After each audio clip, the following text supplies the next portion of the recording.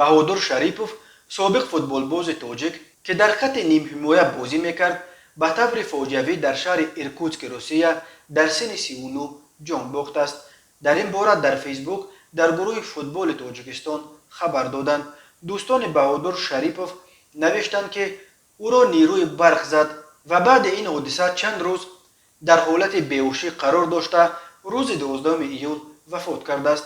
بنا به اطلاع از پلیس، بهادر شریپوف 25 ینور سال 1982 در این سال به دنیا آمده. سابقه فوتبال بازیش را همراه برادرش سهراب در دسته های ایثار، شادمان و فرخ آغاز کرده است.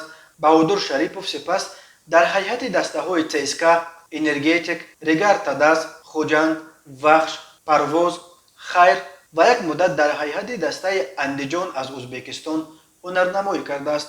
بهادر شریپوف به هیئت تیم یکچین تاجیکستان نیز دعوت شده بود.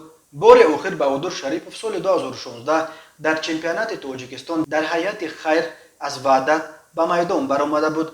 بعد انجام فوتبال بازی او به روسیه رفت. اول به مهاجرت کاری رفت و بعدا طبق برنامه پرسیلینیا با اهل اویلش به آنجا کوچید و در ایرکوتسک مقیم شد.